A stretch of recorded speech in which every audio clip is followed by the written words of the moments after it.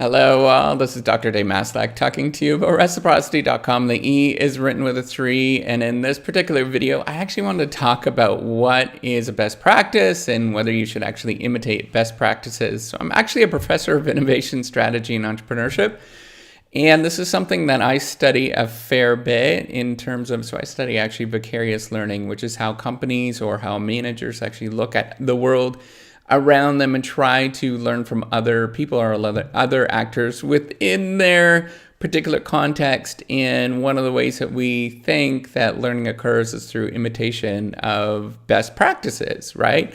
And lots of people talk about this. You'll hear this all the time within sort of the popular literature or popular ideas that you should go out within your industry or maybe an adjacent industry, something that's close by, and try to see what the best performing actors are doing, best performing firms are doing, and try to copy or imitate those particular actions, right? So that's what a best practice is. Often you're thinking about the particular routine. So a definition of a best practice is, you know, it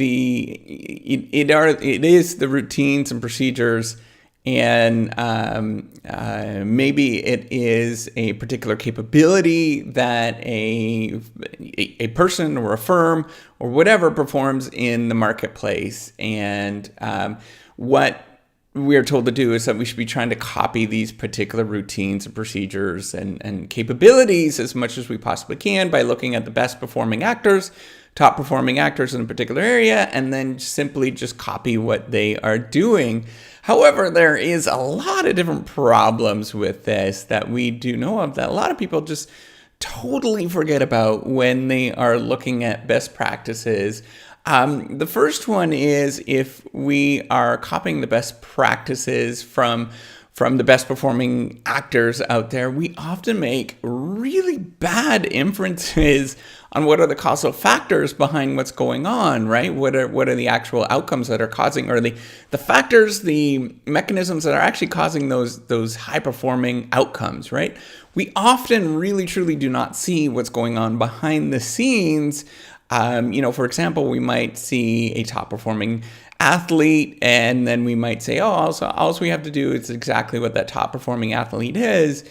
But we often ignore that in order to become a top performing athlete, it takes a team. It might take, not only parents, but the teachers. It takes coaches, all sorts of people to get them to where they are. And if you're not accounting for that, you're missing out on a huge component of why a person might be a top performing athlete, right? There's so much that people sort of forget with that. The other thing that we forget is even if we do imitate, we figure out what that is, what we're supposed to imitate. Imitation does not guarantee the exact same implementation of that particular capability or routine or whatever best practice that you're looking at, right? There are really subtle differences. If you make a subtle change in how you're actually implementing it, can drastically change the outcomes that you're getting, right? So it's simply, maybe it is just, maybe you're playing the piano and you're told to repeat this particular action over again to learn the pattern of this sort of musical procedure. But if you repeat it in one way, you might sort of learn it incorrectly, and then you're going to have sort of hiccups along the way, or it's just not going to sound all that correct compared to somebody that's actually taught the correct way of implementing that particular procedure, right? So often we forget about those particular factors, that the implementation really truly does matter in terms of how something actually comes out, right? So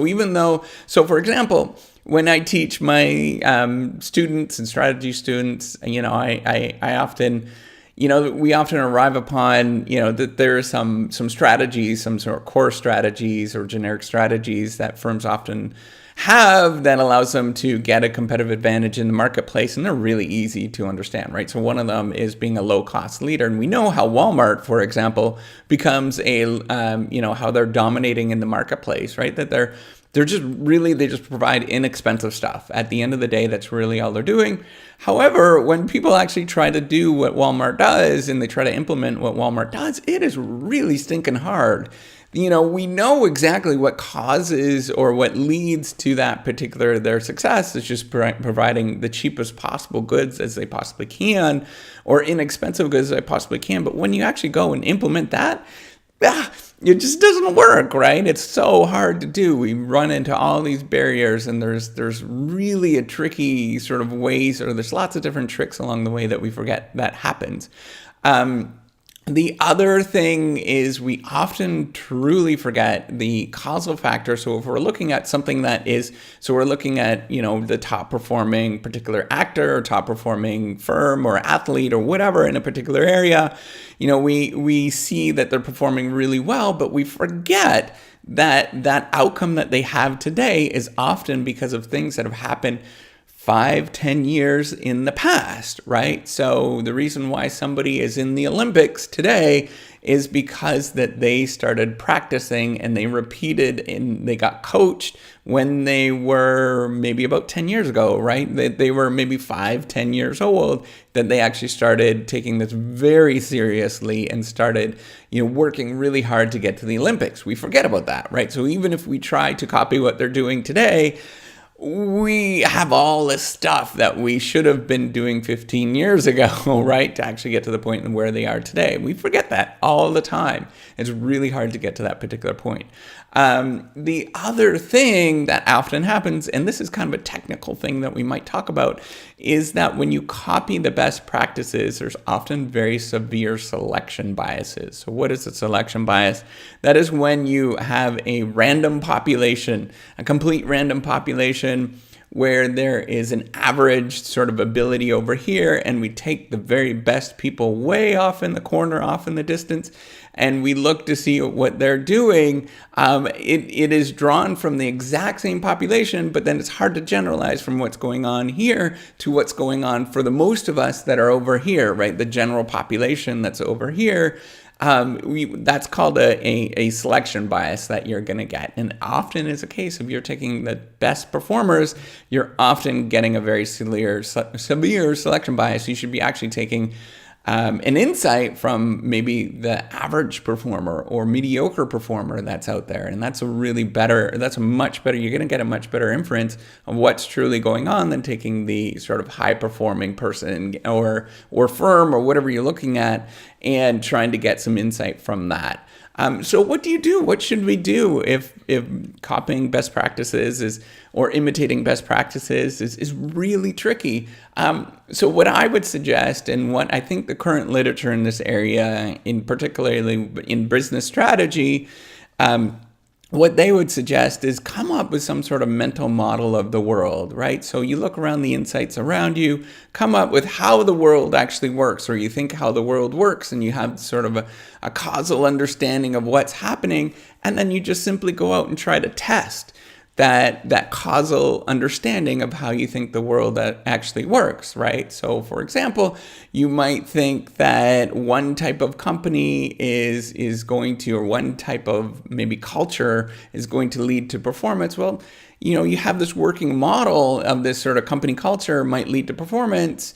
Why don't you just go out and try to test it in a really small group and try to do some trial and error, right? So try it, see what happens. If it doesn't really work, then you kind of iterate and continuously build on that and continuously change what's going on. You just simply do trial and error with that mental model until you actually have a better sort of grasp on what's going on.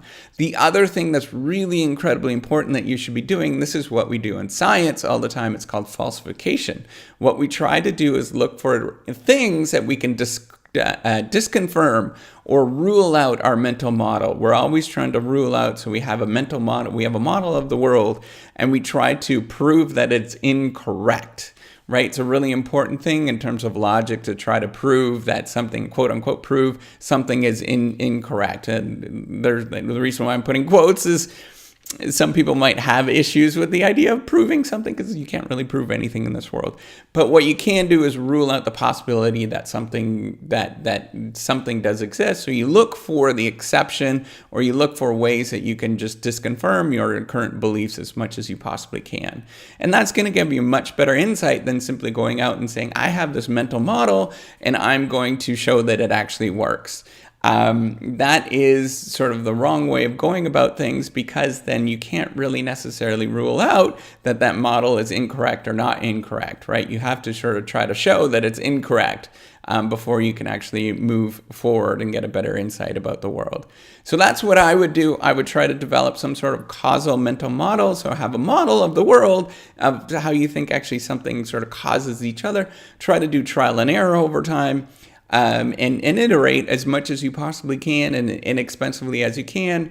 And then as well, try to falsify. So that's the trial, and you're trying to sort of rule it out, sort of experiment, rule out whether something, trying to rule out that sort of model that you have of the world, and then you continuously refine as you're going. So rather than doing imitation of best practices, that's probably a better way of actually moving forward, is having a good insight about the world and then trying to rule out that insight as much as possible by simply, by simply doing trial and error. All right, so if you like this video, make sure you do give me a thumbs up. I do appreciate it, and do subscribe to the YouTube channel. I really do appreciate it. Every Thursday I put out stuff that is, I think, interesting in terms of strategy and innovation, so you could check that out. All right, take care. Bye.